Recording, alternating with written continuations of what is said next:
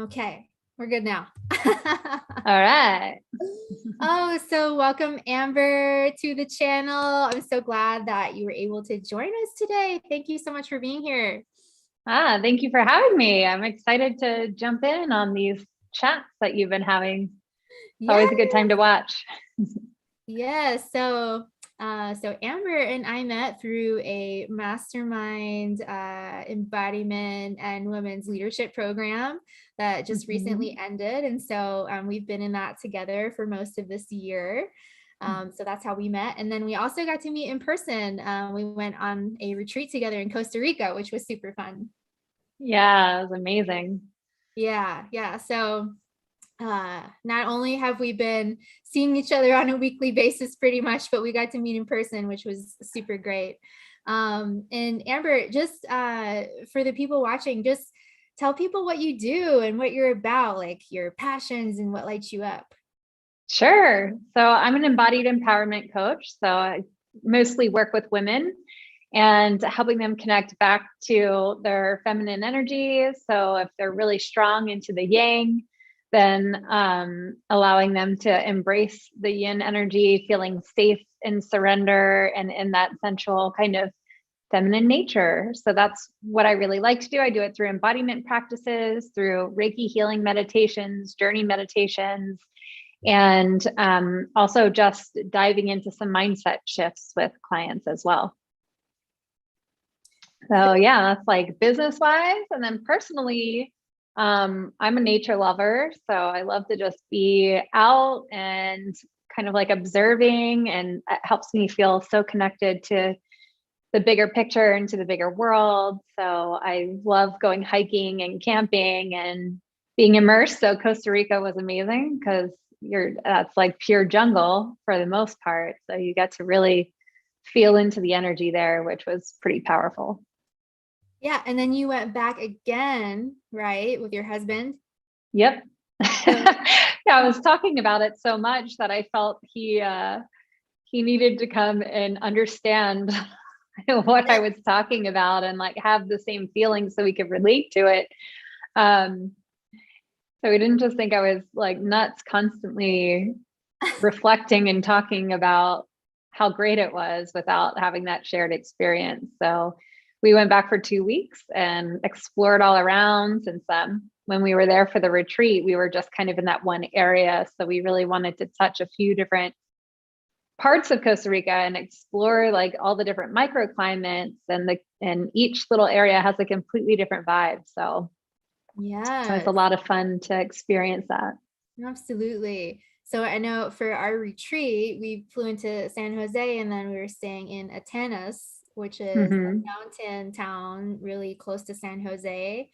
And then I went off after that to Santa Teresa Beach. And you're different. You're correct. It's different. There's a completely different vibe at each little area. So when you went back for the second time, where did you guys go? We actually stayed in San Jose for one night just to get like the big city vibe and feel that out. We went to the Jade Museum down there, which was actually way more awesome than I thought it was going to be. I love going to local museums anywhere that I travel just to kind of understand the local culture a little bit more and what the country is known for. This particular Jade Museum was, to my surprise, all about their shamanic history. And so I found that really fascinating. And a lot of the jade that they had on display there were the different shaman tools and necklaces, and kind of the story of how it all came to be and how they utilize them for different parts of a person's life or healing. So that really resonated just kind of with the path that I'm on. And I've always been really drawn to jade. So getting to really hear some of the healing properties and how it was used in those ways was enlightening, and even learned a little bit about the female shamans that aren't really documented very much. So it was nice to see some of the depictions of the females in some wood sculptures, and they highlighted them a little bit and did kind of some briefs and descriptions that allowed you to dive into the life of the female shaman. So that was really nice. Wow. Yeah, that sounds right up Yeah. your alley. Yeah. Yeah. We're And super then excited about from that. San Jose, we went to Puerto Viejo, which is actually the Caribbean side. So um, that was really cool. My husband and I got married in Jamaica, and it's like a mini Jamaica there. So it really felt like kind of Rasta vibe. And um, again, just really genuine, amazing, awesome people, very welcoming, and beautiful, beautiful beaches, very low key. It's not like a luxury resort by any means. It's very low key, very simple, and beautiful in a sense that nature is the highlight. So the beaches and the plants and the flowers and everything that are there are what makes it such a beautiful town. And everywhere you went just had like the Rasta music or some kind of upbeat, lively music playing. So you really got that energy and sense within you too. It just made you really excited to experience the day. So yeah. Was that your favorite area of Costa Rica so far? It's really hard to say, but we had a ton of fun there for sure. I think it would be um I feel like we got a window of really perfect weather there. So I would want to go back when it's not like their window of pristine times. I hear it rains just a ton and it can be really unpredictable there. So we even heard, we were talking with some locals and they were telling us about how they can get flooded in on that side as well. The infrastructure is just not as strong as it is in some of the other parts of the country, and it's a lot newer on that side than it is in other parts of the country as well. We actually encountered half of a road that was gone while we were traveling. Mm-hmm. Like you're just driving and all of a sudden it's cones and there's like no road there anymore. Mm-hmm. So yeah, I could imagine that if a big storm came in, it would be a little bit trickier over on that side and have to put your Girl Scout or Indian princesses or all of your survival tactics into work to like, if the power goes out and you're having to like rely on other ways to cook food or water or whatever else. So, yeah, but it was up there for sure. Yeah, it sounds like it was an incredible experience. And yeah, I know from speaking to like our friends that live there that there are a few things that are different about living in Costa Rica. Like you can't really receive mail or you can't really do online ordering. So, you know, Amazon would not really be a thing. No 2-day Amazon Prime or anything like that. No, definitely not in the sense that we're used to it. It's like maybe in a couple of weeks you'll get what you ordered off of Amazon. We did in San Jose, we did see like a Amazon warehouse. So I think in the bigger cities, but once it lands and kind of goes into the different distributions, it just seems to get muddied a bit. So yeah, I brought quite a few things down for some of our Airbnb hosts and different people. They knew that it was probably their only chance to get some of the things that they're not able to access in Costa Rica. Like one thing was like a pH pen to test water. You know, just really random things that are harder to find there. Yeah, I remember using those a long time ago. Yeah. So are you good thing to have? Yeah, I mean, it's convenient if you're trying to test your water quality, you know, and see if I remember I also had something that tested the amount of metals in the water also. So I could actually to see if my water filters were working. Yeah. And that stuff's really important there because there's a lot of homes that are on well or that have like their own ponds and things like that. So the homeowners want to be able to test and make sure like even how they need to process it to make sure that it's good to drink, though the majority of Costa Rica does have really, really clean and good water compared to some places even in the US. So Yes, absolutely. Absolutely. Yeah.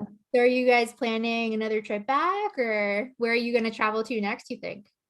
Honestly, my husband was talking about doing the same trip over again and bringing a couple of our friends down there.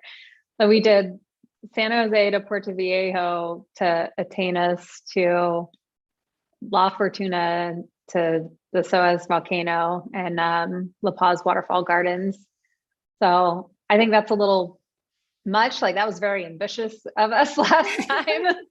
It's like I'd going like to to kind Disney of World like and doing like all maybe just do, yeah, like maybe just pick a couple. Like Puerto Viejo is great, but it's like a 4.5 hour or 5 hour drive to get down there. That's just um, single lane roads, and if you get stuck behind a truck or something like that, you're just stuck behind the truck, and you gotta just go with the flow and get there when you get there. So you can't be in a rush. And You cannot be in a rush in Costa Rica. That is one thing I learned. no, Pura No one, Vida. no one is in a rush in Costa Rica, just so you know. No. That is not how they live there. Yeah, and even sometimes trying to get like workers to come over, they'll say, "Oh, mañana," but that doesn't necessarily mean like the next day. It could just be another day, but not today. Oh, okay. Woo. Yeah. Yeah, so those are things to consider. Like, it's definitely like we've talked about trying to find a way to be back and forth, or like eventually trying to transition there. But those are kind of the things you have to really weigh, like what ultimately is really important to you. And if like getting packages next day isn't that big of a deal, then that's not a problem. But if your business relies on it, then that's really something to think about, because you're not going to be able to get supplies and things like that like you would in a country like the United States or Europe or something like that. Right. So maybe not if you own an Etsy shop, that might not be No. for that. That's one example of an online kind of business that wouldn't work down there. Yeah. No, not at all. Yeah. But yeah, I mean, it's really interesting. And I think a lot of people are thinking about now, maybe where they like to live, maybe outside of the United States, or, if they live in a different country, maybe a different place. I know someone who he's from Canada, and I think he's living in La Fortuna right now. Hmm. But he's been down in Costa Rica, I think, for like at least the past year. And he's like, I'm not going back to Canada. It seems to be a lot of Canadians, I've noticed. I've joined a few expat groups there just to kind of like see what the overall consensus is. I've heard that a lot of people from the US and Canada will move there and move back Mhm. or move somewhere else. They don't stay that often. So I've just kind of been having my radar on the Right. different opinions and like what gets posted down there. And even just because there's been such an influx of people going to Costa Rica, like trying to get the perspective of Ticos as well. And like, are they over the influx? Is it affecting or hurting their economy or the land in a negative manner? So trying to be aware of that as well, and keep it how it is and not try to change it into like a country that we all came from. Right. Or not, what a Like lot. adopt their values and traditions and not try to impose, like come in and impose yours, and understanding that certain ways of life are just the way that things are there. Like don't rush people. That's like you go there to not have that high strung mentality. So if you have a hard time letting go of that, then it'd be really hard to be there and have like a test of patience to really be just with the flow. It teaches you to be in flow. Absolutely. Yeah. And I think also,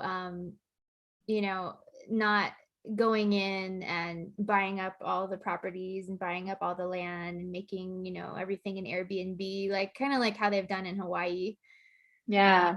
Because I Yep. spoke to one of the locals there, and they do like horseback riding tours. Mm. We made sure that we connected with like locals that Yeah. have their own business, as opposed to you know, maybe like Americans that, or people from other countries that came in and, you know, opened things, because Right. they were telling me that there's a lot of that happening as well, Hmm. where, you know, these people, you know, they've been doing this, like this has been in their family for many, many years. And so yeah, I think it's really important to support the locals, support the local economy. And, you know, even if you're coming into a place and you want to open a business, you know, make sure you're also, you know, you're employing local people also, and you're, you know, sourcing your products locally and all of that. Yeah, I think that's really important. So Yeah, as many like ingredients as you can. And there's so much that can be grown on its own there. And, you know, even like buying coffee and things like that, like making sure that you're supporting the small farmers that are just trying to make a living, you know, and spreading the word about their products so that you can help bring them more business, and utilizing your tourism as a benefit to the community instead of a leech on the community in a way. exactly. So, Exactly. Yeah. That's all. It's also important to be like conscious about our actions, about our purchases, everything. mhm. There's Yeah, and even this time of year, like I've stopped using Amazon and things like that in general, so I wouldn't have that issue moving to Costa Rica, because I've really tried to source as much. We have so many local artisans in the area. I would rather support them and help them do their passion project and, you know, make ends meet for their family than pay someone that doesn't need it. You know, they don't need my money. So your money is really a vote on how you want the future to be. And if you continue to feed into these bigger companies that, you know, don't really need the money and how end up having like way too much control and power and everything else, it's like there's so many people that have a craft or um, just a passion, and they do it with a lot of heart, and giving your money to people like that and supporting their passion project, you know, like giving them hope and vision versus someone that doesn't really appreciate the dollar or is like greedy about the dollar yeah, that you give supporting them. small businesses for sure. I love shopping on Etsy. Mm-hmm. I find so much cool stuff on there. I probably like I could spend so much money on Etsy, but I limit myself. We should compare our favorite Swish list sometime. Seriously, we It's like should. pages long. Yeah. Um, there is some great stuff on Etsy. So, and I know I feel good about that because I'm supporting small businesses, right? These are people that are, you know, trying to make a living and, you know, Yeah, or doing a side hustle because they're trying to yeah, save up for something for their family, you know, whatever. like it Mhm. just it has so much more heart. And you know, like even the products that you get have so much more intention and thought. And like as someone that works in the field of like energy work, you feel that when you get the product. Like you can tell if it's been run through a manufacturing plant and, Yes. you know, like no intention or thought has been put into it, but something that's been like hand braided or woven or whatever else, like you get that piece and you like feel the love that went into it when you get it. So I really Yeah. appreciate that. And definitely, you know, for people who are, you know, people who can afford to do this, you know, I know there's a lot of people that, you know, they don't really have that option. If that's not really a choice for them, it's more of, you know, they're shopping at places like these big retail stores because they're cheap. And Yeah.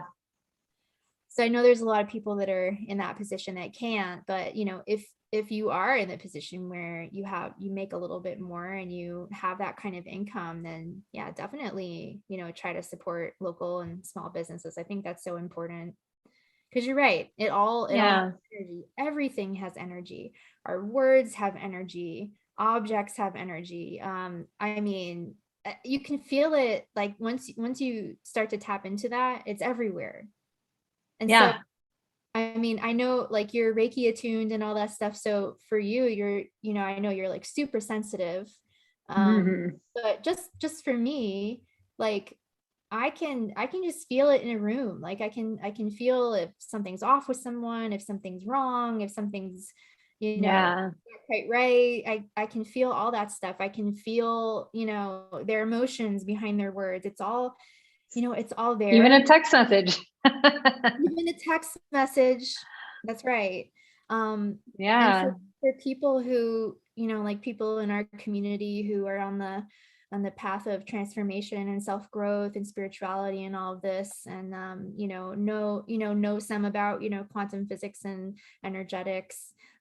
People in our community kind of understand all this stuff, but we're still, I think, still a small subsection of the population, growing, hopefully. But I think most people are just not, they're just not aware of this. And I'm having, I'm in an interesting position right now, to where, I'm also in an environment with, with people who, may not have the same understanding. And so it's interesting because, I'm finding myself, there's like a conversation going through my head right now. um, uh, I keep thinking, is there something I could say that would be received? Like, how could I spin it? How could I say it? Or, is that not my place? Do I just, leave it alone? Am I just supposed to just be here and have my energetic presence be here? I'm just trying to like feel all of this out, because we have to, you know, if we are the small subset of the world, we do have to like learn how to relate with the other humans. So yeah. And like, there's that belief that we all perceive world from our own reality based off of our experiences up until this point. So there are certain people that can't envision a certain kind of life because it seems so far out of reach from their reality in that moment. Right. So it is kind of, it's like, I think ultimately the word compassion comes to mind, because we can get so frustrated that people are different from us, and I feel like maybe society in a way has kind of like steered that, where there's a lot of competition out there.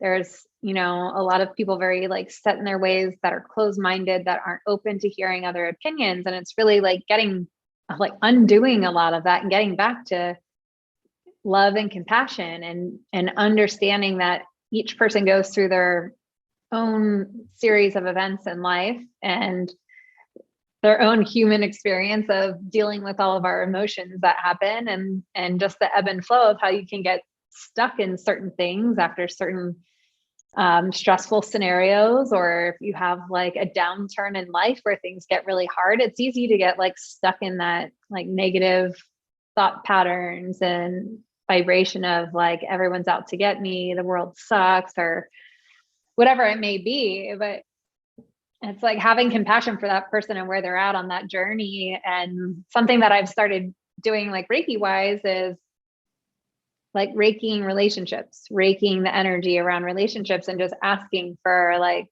that person to feel love, or to feel like an openness in a way that they might be able to get messages from their guides, or to see a new path opening, or have some hope if they're not feeling hope. Even just like we were talking about being empaths, and like I can walk outside and like feel it, like without even turning the news on, I can feel that there's stuff going on out there, and I'll just be like, okay, like let me just then like try to do my part, try to lift it up a little bit out here, and send some love out there, send some compassion out there, and just try to hope that people find their way again. Yes, that is so important, especially right now. And I think it's easier for us to have compassion for the others when we have also been where they have been, and we also have that empathy. And so like I can see these things clearly because I have also been there. I'm not speaking from a place of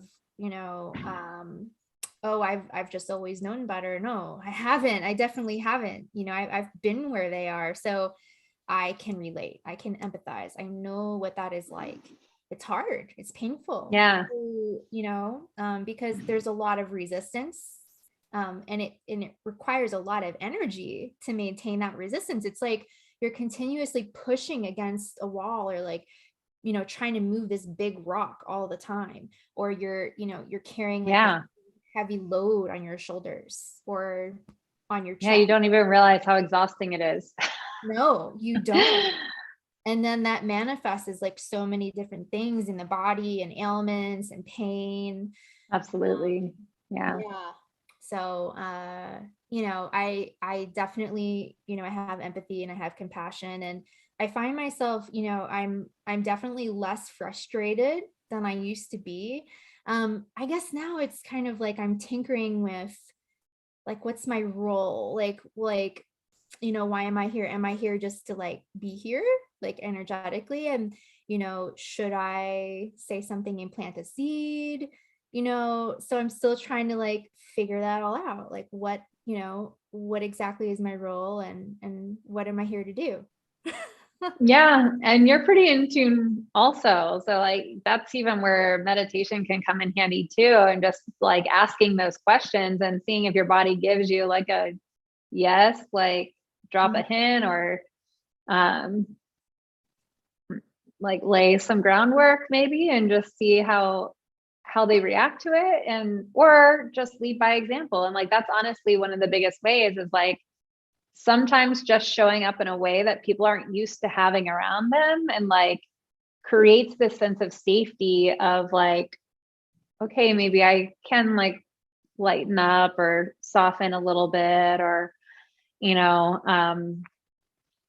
having more optimistic output sometimes can help people shift. It's like I find if I focus too much on the other person or the other thing that's going on, it affects my energy really badly. And so I try to just say, how can I show up in a manner that will, I really focus on my energy like radiating out, and trying to just like give that as much as possible rather than taking it in. So that was a huge shift for me. It was like, how can I come into a space without even using words, but send like that energy out to people, that there's love, there's safety, like there's compassion. It's not a judgment center. It's not, I think honestly, like people's nervous systems are so out of whack. That's, I Mhm. feel like that's a lot of it, is Oh yeah. people, we're not taught how to handle our emotions. We're not taught how to help them pass through. So Right. a lot of people get stuck on them. They get stuck on certain thoughts. They get stuck on certain emotions. They get stuck in survival mode. They don't know how to like go back to resting. They don't have tools. We're not taught any of that. You have to seek it out. Yep. And we're some of the few now on like a much wider growing community of people that are kind of like figuring it out. But like it's almost like love warriors, right? It's like holding that space for right now, and just like hoping that the collective can find some peace and can, you know, stumble across on their journey some of these tools and some of these paths, and putting them out there into the world, and hoping they land on the eyes that need them the most, you know. Yes. And you know, I think I totally agree with you that people's nervous systems are shot. You know, and I can even feel when my own nervous system kind of, you know, starts going back to that place, and I have to kind of like reel it back in. Mm-hmm. You know, and being in that constant state of fight or flight or freeze or fawn or whatever your, you know, coping mechanism was of choice. You know, all Mm-hmm. going back to that, you know, trauma, right, from, you know, how you grew up, or past lives, or, you know, your family's past generations, whatever, it all kind of accumulates. And you're right, you know, like in my family we weren't even allowed to like talk about our feelings. You know, even to this Yeah. day, It's kind of this thing that's, not, the others don't really know so much how to like hold space for it. Mm-hmm. And I feel Yeah, like, that's me and my family role too. I tend to be the one that goes way deeper than most others are prepared to go. we're here to go deep, Amber. This yeah, it was so funny the other day. I was actually I was talking to yeah. Actually, no, wait. Earlier today, yeah, I was talking to Babs, Oh, our nice. other dear friend. And I think that like that's kind of just what I signed up for in this lifetime, is just to go deep, Mhm. to explore the depths of, my own soul, my own consciousness, the collective trauma, everything. Because I've I've had a lot of initiations, as I like to call them. And even now, because I used to keep asking myself, like, when is this gonna stop? Do I get a break? When is it gonna get easy? When can I just like roll around in the meadows and like, sing and eat fruit and just like, like when does that happen? Way back in the day, I think. And I think it's going to happen again. Or in the future, And I've yeah. seen it, and I know, there's no utopia, right? There's no like perfect thing, but I still really envision a world where, everyone is free. There's freedom and sovereignty and personal choice, and basic survival needs are taken care of for everyone. Nobody has to Yeah. be concerned with, where their next meal is coming from or anything like that. But yeah, I think I'm here to do the work. And We have to create a shift in society from like the greed and the status and the materialism, like I think especially in the US, we've gotten really sold on that, where people will spend every penny that they have to have a car that shows that they've made it, even if their whole life is falling apart, but on the outside, it looks like they've made it. the So consumerism, the capitalism. And by the way, there is like this, there's this phrase going around like conscious capitalism. I don't know where that came from. Like that's a joke, people. Like this whole like theory of drip down, like that isn't a thing. That doesn't even work like that. Those are just like lies that are being fed to people to support the current system. But yeah, don't even get me started on that. yeah. And I think it's like, it causes this sense of always needing the next thing.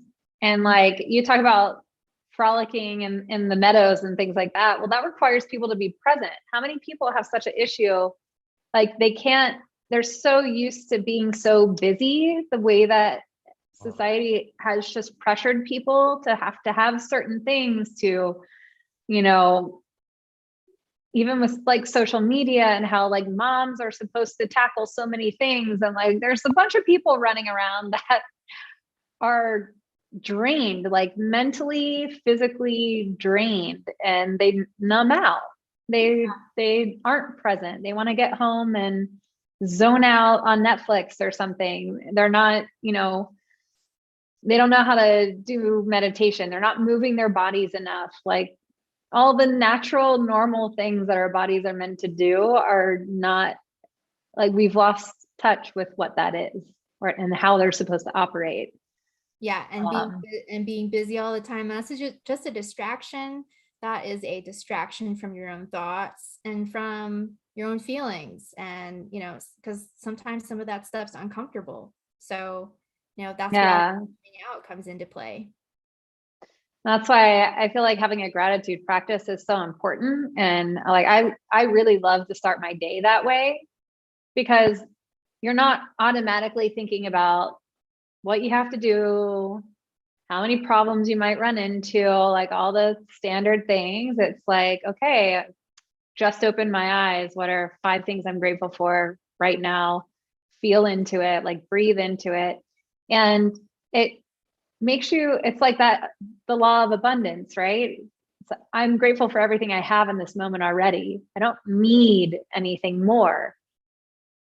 But being appreciative of what I've already accomplished, being appreciative of the journey I've already been on, like that's part of the puzzle piece too. And I feel like being in survival mode and being in this busy mentality of I have to be busy to be productive, or I have to be busy to be successful. I have to work harder to make more. Like that kind of a mentality keeps people from being still, from looking around and seeing what they've already accomplished and being proud of themselves for that. So yeah, because we are already whole and complete. We don't need anything outside of ourselves. I think success is not even real. Like, I don't even know what that is. I think that's just, no, that's been a huge awakening for me. Like, I mean, I did the whole thing. I chased the corporate ladder for, since I was, a teenager basically, and was working for big corporations and, in management for them. And I just woke up one day and was like, what am I doing? Like, where does this go from here? And I just realized that, like, I looked at the people that were the VPs or the CEOs or whatever else, and most of them were divorced, and most of them like ultimately weren't that happy, or they were always really stressed out, or it just like it started to not be appealing anymore. And I was like, is this it? Like, is this life? This can't be life. And that's what started me seeking out, like, there has to be another way. Like, this isn't what we reproduce for, to end up in this chain of like monotonous routine every day, and like not utilizing the majority of our body in the way that it's meant to be utilized. And yeah, just like life sucking instead of life enhancing. Yeah, that's so accurate, because it's literally how I felt. Not to say that, I mean, I didn't, my career was like, it was pretty solid. I had good jobs, they paid well, the people I worked with were, they were nice people and everything. It's just, it didn't matter. It still felt like it was sucking my soul, because once you start doing the work and connecting with who you really are, you find out, like, these things that maybe were like your identity at some point are no longer your identity. And then you're like, am I actually really enjoying what I'm doing? No, Yeah. I'm not enjoying, like, this brings me no joy. I'm just doing this. I'm good at it, and it's making me money. But I then, got praised for it, so I just chased it. yeah, I felt like I was just, I must be good at this. People seem to like it. I felt like I was a little hamster, just like on a wheel, because Yeah. the money that I was making from my job, was for like my rent and all my bills. And then, I'm paying for a place to live so that I can go to work. And it's just like, what is going on here? Like, where's the joy? Where's the freedom? Like, freedom, Yeah. to me, if you're lucky, you get 2 weeks vacation, maybe 3. And that's not freedom to me. No. And I just, I think freedom is being able to go and do what you want. And I know it's not everybody can be in that position, but it felt like I was trapped.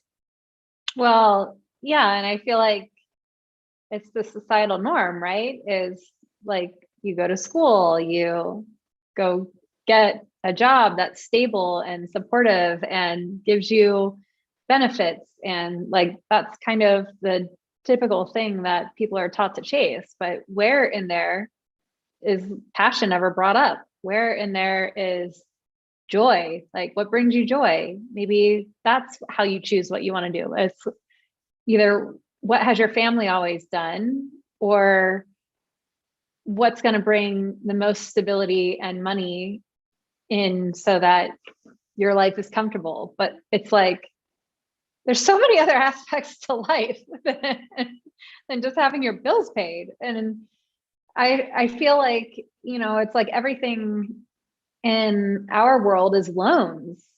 It's like, oh, well, now that you've made it, now you need to have a car that shows you've made it. So now go take out a car loan or buy a house and have a big house loan. It's just tons of people in a ridiculous amount of debt, your student loan debt, and so you end up on the hamster wheel because everything you own isn't even yours.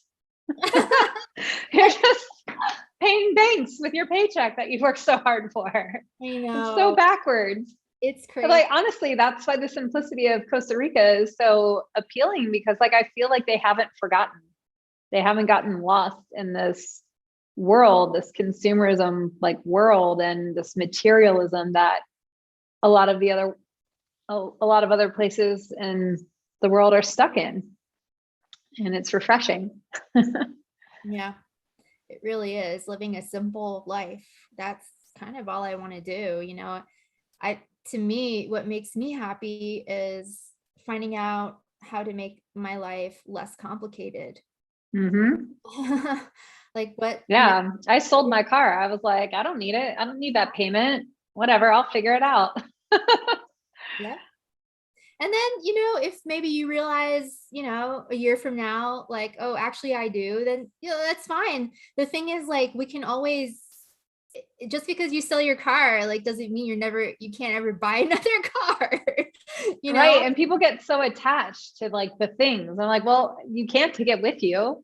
So, No. like, what are you going to do with it in the end? But I don't know. I just like, mental health is so much more a priority for me, and like educating on it and learning more about it, and like getting back to that point of like teaching people how to be present, because ultimately those are the things that are going to make your quality of life so much more rich than a fancy car, or like, it's like always grasping for something to fill a void that's in you.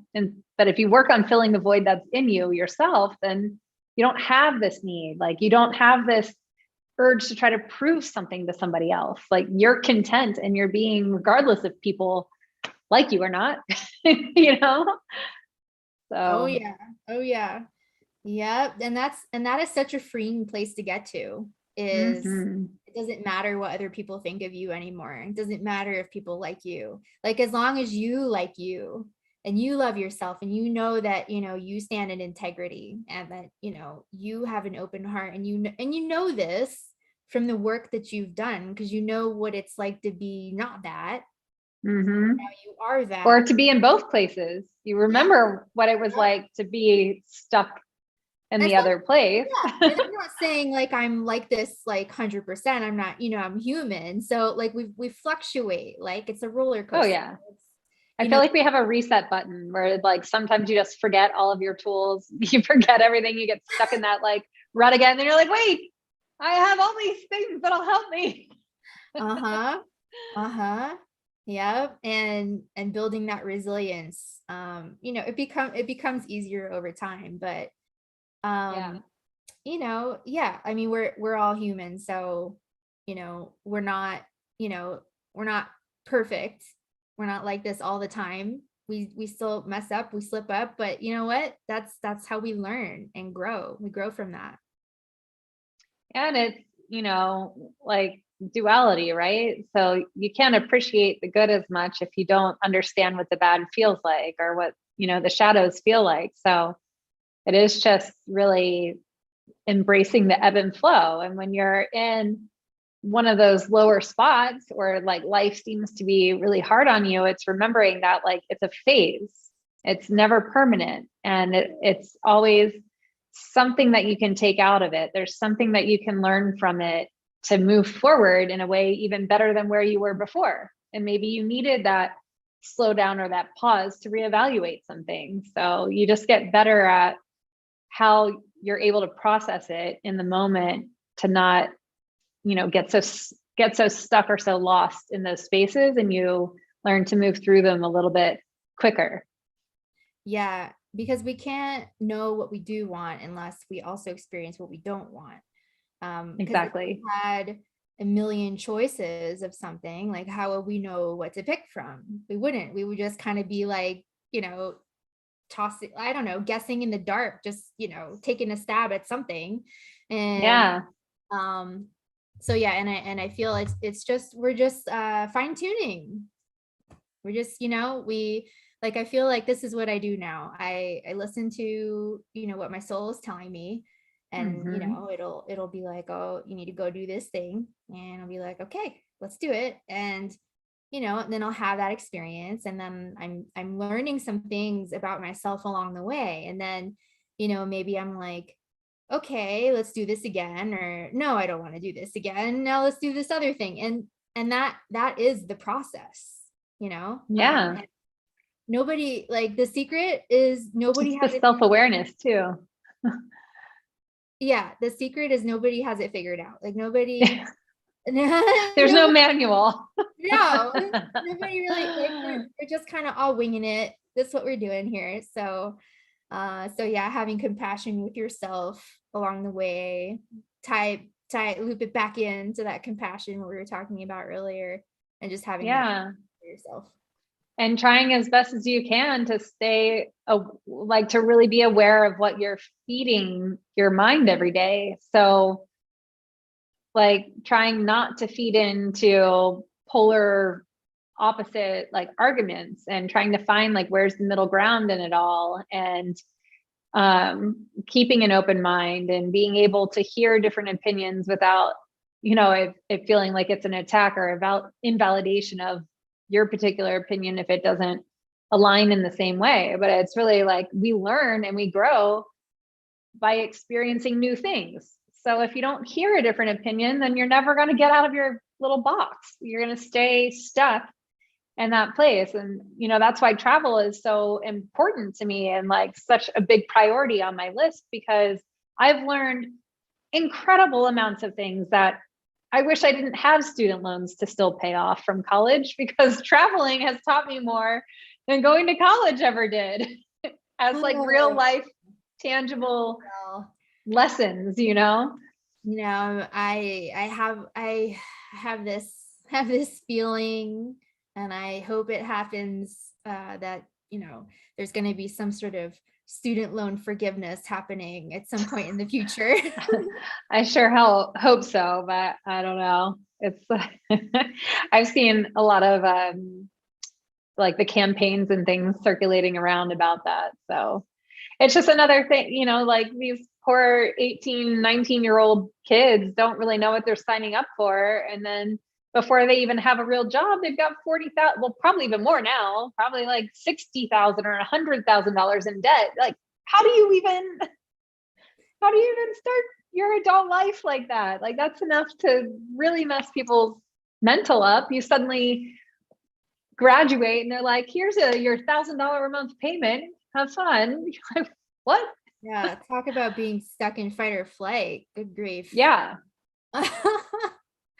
Like, how It's am I crazy. supposed I to live remember my when life? I got that bill for the first time and I was like, like panic of like, I'm like just getting used to paying my own rent. Now I have this extra like $700 a month payment you want me to have? Like, this is insane. I don't even have my first check yet. Oh my goodness. Yeah, man, Yeah, it's gotta shift. Like, something. I really wish that there was more education around being financially stable and how to invest properly and money management. Because I mean, let's be real, I know why there isn't, but Mhm. because then people would be too successful on their own. But Agree. but yeah, like it just, I feel like we're asked backwards sometimes. Something does have to budge. It does, because how we're living is not sustainable, and something has to change. Hmm.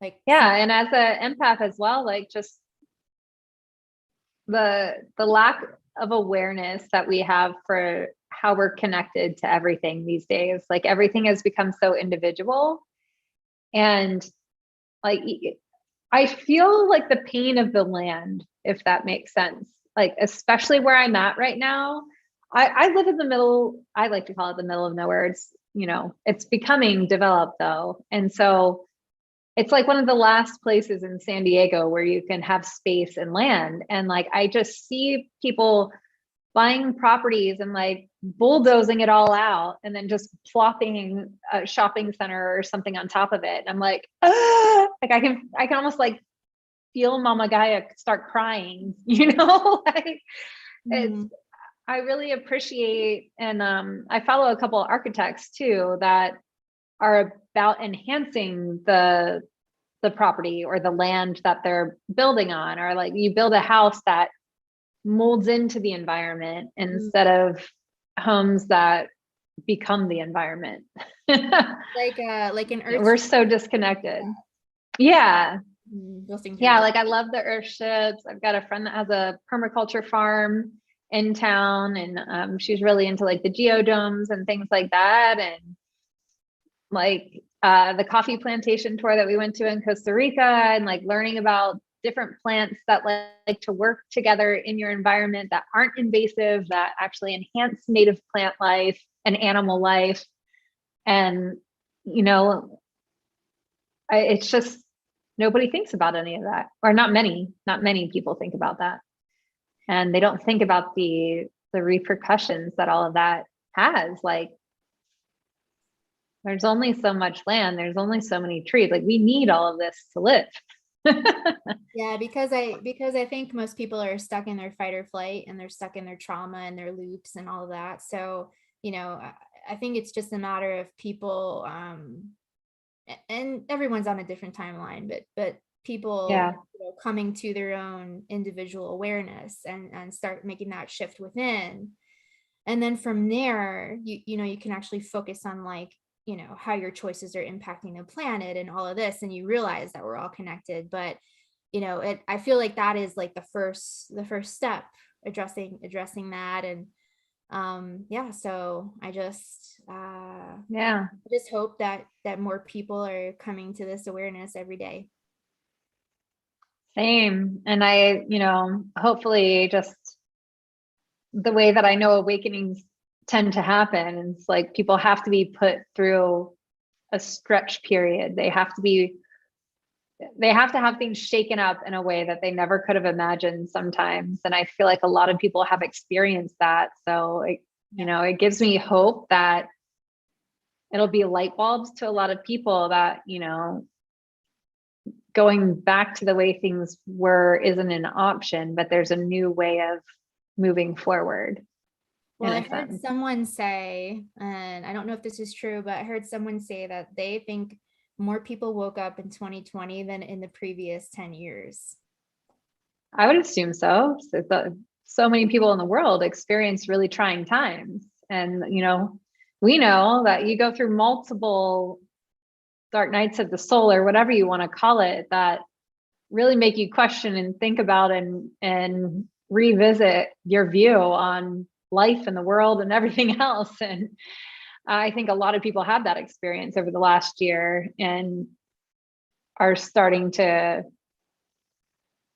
kind of question things a little bit more within their own self, and why they're going down the path that they're going down, or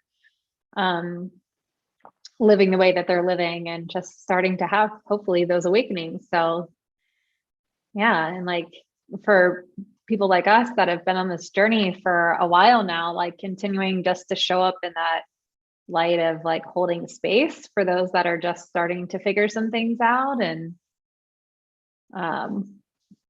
I like to give like helpful tips on how to regulate your nervous system and like the embodiment practices, because I just hope that by doing it, it might click in some people or create a big shift in their life where they can get back to thinking clearly again, and everything's not so jumbled. And they're like, oh, wait, is this what it feels like to feel like safe? Like I don't feel like I need to run right now. I don't feel like I can breathe. My chest isn't tight. Yeah. Yeah. Like that.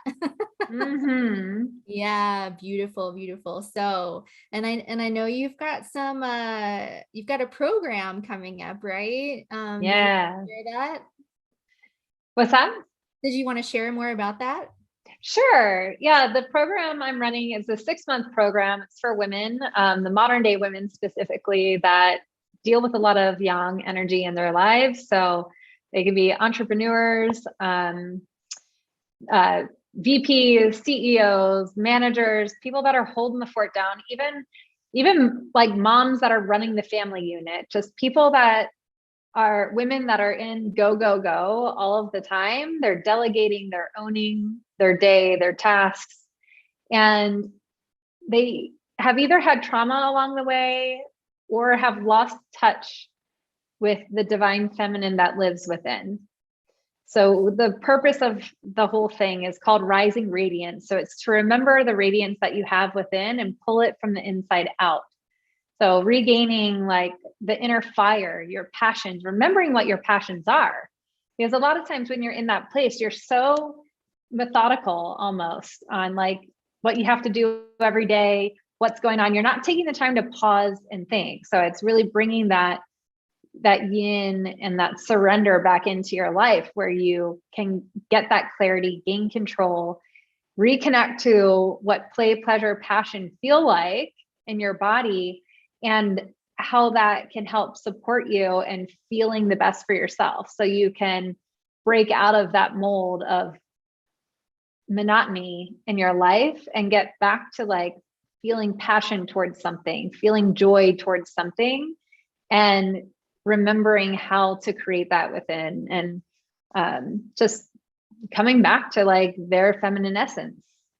And when we get really caught in that yang kind of energy, it can create issues in relationships too, of like power struggles and things, because if two people are stuck in the yang energy, everything's in harmony and balance, right? So you've got two people that are hard on the yang side, you're missing that whole aspect of the surrender, and you're just going to butt heads all day long. So there has to be some time of give or take, whether it's a heterosexual relationship or whatever dynamic it may be. There's always that harmony. There's always people that lean more into the yang, people that lean more into the yang, and you have to be able to find some sort of harmony within yourself and also harmony within the partnership too.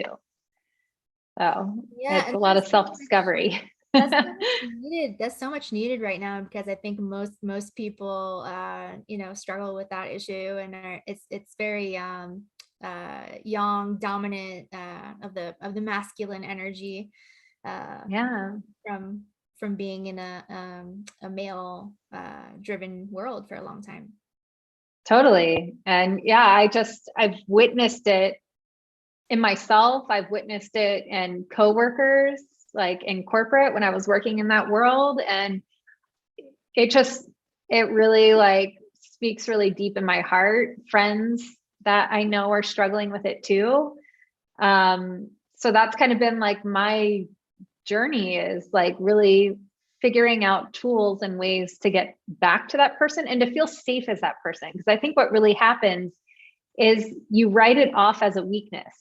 Like because of the patriarchal society that we're in, softness, surrender, and like that feminine energy is thought of as weak or not able to hold your own. And you have to kind of like show up in the strong, like armored up, masked up kind of mentality to push through. So it's really like changing that mindset of like, but like, let's get back to the goddess. Like, let's really feel into that goddess energy, because she is strong and powerful, but she is also like soft and surrendered. And our natural essence to be able to exude that is just insanely powerful and magnetic to healing of the world, in my opinion. It's like thinking of the essence of Mother Earth and Mama Gaia, like we hold that within us as females as well. So Ooh, really like learning to re-embrace that. I got chills. That was good stuff.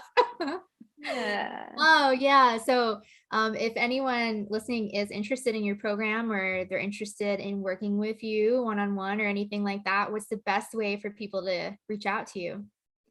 I'll leave you with my Calendly link, so you can book a call and we can get face to face. I also run a group called Sister Gatherings on Facebook, so that would be a great place just to get connected first of all, and like see what kind of embodiment practices I do, try some of the free videos and things out, see how it resonates in your body.